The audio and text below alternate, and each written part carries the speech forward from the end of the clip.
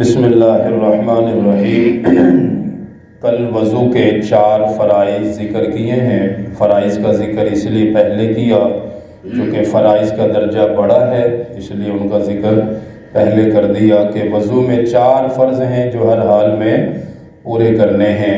بعض مرتبہ ایسا ہوتا ہے کہ پانی کم ہے کہ انسان کولی نہیں کر سکتا، ناک میں پانی نہیں ڈال سکتا، سفر میں ہے، اس کے پاس تھوڑا پانی ہے، تو اس وقت وہ کم از کم وضو کے فرض پورے کر لے کہ چہرہ دھو لے اچھی طرح، دونوں ہاتھ کوہنیوں سمیت دھو لے، سر پہ ہاتھ رکھ دے ایک دفعہ گیلا کر کے، مسح ہو جائے گا، اور دونوں پاؤں ٹخنوں سمیت دھو لے تو وضو ہو جائے گا کیونکہ فرض پورے ہو گئے۔ اور اگر پانی موجود ہے، وقت ہے، تو اچھے طریقے سے سنت کے مطابق بھئی وضو کرے۔ اب سنت کا جو طریقہ ہے وہ آپ دیکھیں کہ ایک ایک سنت پر اللہ تعالیٰ 100 شہیدوں کا ثواب عطا فرماتا ہے۔ اس لیے کوشش یہ ہو کہ ہر عمل پیارے محبوب صلی اللہ علیہ وآلہ وسلم کے پیارے طریقے کے مطابق ہو۔ وضو کی پہلی سنت کہ نیت کرنا کہ بھئی میں پاک ہونے کی نیت کرتا ہوں، یعنی نماز کے لیے یہ وضو کر رہا ہوں، تو نیت ہونی یہ سنت عمل ہے۔ نمبر 2 بسم اللہ پڑھنا، بسم اللہ الرحمن الرحیم۔ ہر کام سے پہلے بسم اللہ کی عادت بنا لے بھئی، کھانا کھانا ہے، پانی پینا ہے، کوئی بھی کام کرنا ہے، بسم اللہ پڑھنے کی اتنی عادت ہو جائے کہ ہمارا کوئی کام بھی بسم اللہ کے بغیر شروع نہ ہو۔ تو یہ بسم اللہ الرحمن الرحیم بہت زبردست اللہ تعالیٰ کے نام اس میں ذکر ہیں، اور بسم اللہ کی بے شمار برکات اور فضائل ہیں، اس لیے ہر عمل سے پہلے اللہ کا نام ضرور لیا کرو۔ انشاءاللہ کھانے میں برکت، پینے میں برکت، کام میں برکت، جب بھی شروع کریں اللہ کے نام سے شروع کریں، بسم اللہ الرحمن الرحیم۔ تو وضو شروع کریں اللہ کا نام لے کر، بسم اللہ پڑھ کے شروع کرنی چاہیے۔ نمبر 3 دونوں ہاتھوں کو پہنچوں تک دھونا، گھٹنوں تک دونوں ہاتھ 3 مرتبہ دھونا بھئی، یہ سنت عمل ہے۔ سنت طریقہ ہے کہ بسم اللہ پڑھنے کے بعد دونوں ہاتھ 3 مرتبہ دھوئے جائیں پہنچوں تک۔ پھر نمبر 4 مسواک کرنا بھئی، مسواک بہترین سنت ہے۔ میرے آقا نے فرمایا اگر مجھے اپنی امت پر مشقت کا ڈر نہ ہوتا تو میں اپنی امت پر مسواک کو لازم قرار دے دیتا۔ تو مسواک بہترین چیز ہے، اس سے منہ بھی صاف ہوتا ہے، معدے کی بے شمار بیماریاں اس سے بھی انسان بچ جاتا ہے، کیونکہ ہر مرض پھیلتا ہی معدے سے ہے۔ معدے میں جب اب صبح کا کھانا کھایا، شام تک دانت صاف ہی نہیں کیے، وہی غذا بدبودار پھر معدے میں گئی، پھر وہ اس طرح معاملات خراب ہوتے ہیں۔ تو پیارے محبوب کا کتنا پیارا طریقہ ہے کہ آپ مسواک کر کے اپنے دندان مبارک کو صاف کرتے تھے، حالانکہ آپ کو تو حاجت نہیں تھی لیکن پھر بھی آپ صاف کرتے تھے اور امت کو سبق دیتے تھے۔ اگر مسواک نہ ہو تو دوسری سنت یہ ہے کہ پھر شہادت کی انگلی سے دانتوں کو صاف کر لے بھائی، صاف ضرور کرنے، چاہے مسواک ہو بہترین عمل، اگر نہ ہو تو شہادت والی انگلی سے دانت اچھے طریقے سے صاف کرنا سنت ہے۔ نمبر 5 3 مرتبہ کولی کرنا، منہ میں پانی ڈال کر کولی کرنا 3 مرتبہ۔ نمبر 6 3 بار ناک میں پانی ڈال کر ناک کو صاف کرنا۔ یہ کیسی اعلیٰ آپ کی سنتیں ہیں، اس پہ عمل کرنا چاہیے۔ نمبر 7 ہر عضو کو، یعنی جو بھی ہم نے عمل کرنا ہے وضو میں، اس کو 3 مرتبہ سوائے مسے کے، یاد کر لیں ہر عمل کو 3 مرتبہ کرنا ہے، سوائے مسا کے جو ہم سر پہ کرتے ہیں وہ ایک ہی مرتبہ کرنا ہے، باقی عمل 3 دفعہ، کولی 3 دفعہ، ناک میں پانی 3 دفعہ، چہرہ دھونا 3 دفعہ اچھے طریقے سے دھونا ہے، ہاتھ دھونے ہیں تو 3 مرتبہ دھونے ہیں۔ اس کے بعد 8ویں سنت یہ کہ داڑھی کا خلال کرنا ہے بھائی، جن کی داڑھی ہے ماشاءاللہ سنت رسول، دھوتے وقت چہرہ تو اپنی داڑھی کے اندر ہاتھ ڈالا کریں، انگلیاں ڈالیں تاکہ اچھے طریقے سے داڑھی کے بال تر ہو جائیں۔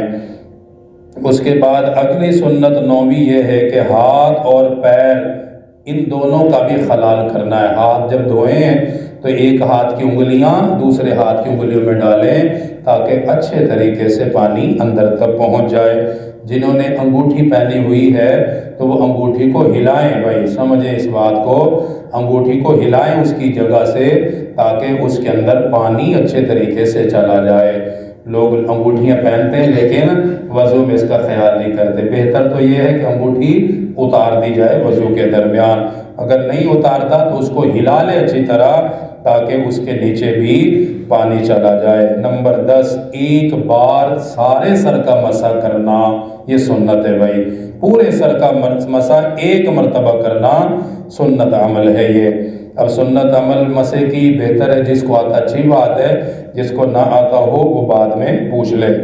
سر کے مسح کے ساتھ دونوں کانوں کا مسح کرنا بھی، دیکھیں کتنی پیاری سنت ہے میرے محبوب کی کہ جب کانوں کا مسح کریں گے تو کان بھی اندر سے صاف رہیں گے۔ گرد و غبار سارا دن کی جو اندر ہوتی ہے، بندہ بار بار وضو میں اپنے کانوں کا مسح کرے، اندر سے صاف کرے تو کتنی طہارت اس کو حاصل ہو جاتی ہے۔ نمبر 12، اعضائے وضو کو مل مل کے دھونا، اچھے طریقے سے ہاتھ مل مل کے صاف کرو کہ تاکہ کوئی میل کچیل باقی نہ رہے۔ نمبر 13، پے در پہ وضو کرنا بھی ترتیب کے ساتھ، ایسا نہ ہو کہ پہلے چہرہ دھویا پھر ہاتھ دھوئے یا پہلے پاؤں دھویا پھر چہرہ دھویا، یہ سنت کے خلاف ہے۔ سنت طریقے کے مطابق وضو پے در پہ کرنی چاہیے۔ پھر اس کے بعد ایک عضو خشک ہونے سے پہلے دوسرا دھو لے، ایسا نہ ہو کہ ہاتھ تو دھوئے ہیں پھر مسح کرنے میں اتنی تاخیر کر دے کہ ہاتھ خشک ہونے شروع ہو جائیں، یہ سنت کے خلاف ہے بھائی۔ اور اسی طرح گردن کا مسح کر لینا بہتر عمل ہے، سنت تو نہیں ہے لیکن اس کے فائدے بہت زیادہ ہیں۔ آخری بات آپ سے بات کریں کہ وضو کے درمیان میں اس دعا کو لازمی پڑھا کریں۔ درمیان سے مراد یہ ہے کہ ہاتھ دھونے کے بعد کوہنیوں سمیت دھوئے اس وقت پڑھ لیں، یا جب چہرہ دھویا تب پڑھ لیں، یا جب سر کا مسح کیا تب پڑھ لیں۔ بہرحال وضو کرتے وقت اس دعا کو ضرور پڑھیں، اور وہ دعا اتنی اعلیٰ ہے، اتنی زبردست ہے پیارے محبوب کی کہ انسان کی 3 فکریں ہیں بھائی، ہم سب کے اندر 3 فکر ایسی ہیں کہ جو ہمیں بے چین کرتی ہے۔ نمبر 1، ہمیشہ یہ فکر ہوتی پتہ نہیں میرے کتنے گناہ ہیں، معاف ہوں گے کہ نہیں ہوں گے، موت کے وقت کیا بنے گا، قبر حشر میں کیا بنے گا۔ ظاہر مسلمان ہے، ہمیں یہ فکر تو ہے نا، گنہگار بندے ہیں، اپنے گناہوں سے ڈر تو لگتا ہے۔ دوسری فکر ہر بندے کو یہ اچھا گھر ہو، بچوں کی ضرورت کے مطابق ہو، گھر میں ساری ضرورتیں پوری ہوں، حاجتیں پوری ہوں، یہ سب کی تمنا ہے، سب کی خواہش ہے۔ اور تیسری پریشانی ہر انسان کی ہوتی ہے کہ رزق کا معاملہ آسان ہو جائے بھائی، کاروبار ہے، دکان ہے، نوکری ہے، کوئی بھی ہے، اس میں اتنی برکت ہو کہ میرے گھر کے اخراجات پورے ہو جائیں۔ یہ 3 فکریں ہر بندے کی ہیں۔ پیارے محبوب نے ایک ہی دعا کے اندر ان تینوں کو جمع فرما دیا ہے کہ جو بندہ اس دعا کو پڑھ لے اس کے یہ تینوں مسئلے حل ہو جائیں گے۔ دیکھیں وہ دعا کتنی آسان ہے بھائی، پڑھا کرو، یاد کرو۔ یہ بڑے ضروری اور مختصر سے میں مسائل بتاؤں گا، لیکن زندگی میں یہ بہت مفید ہوں گے۔ ریکارڈ کریں، لکھیں جیسا بھی، لیکن ان کو محفوظ کریں۔ دعا کیا ہے؟ فرماتے تھے اللہم اغفر لی ذنبی ووسع لی فی داری وبارک لی فی رزقی۔ اب اس کا ترجمہ دیکھیں کتنا اعلیٰ ہے۔ اللہم اغفر لی ذنبی، اے اللہ میرے گناہ معاف فرما دے۔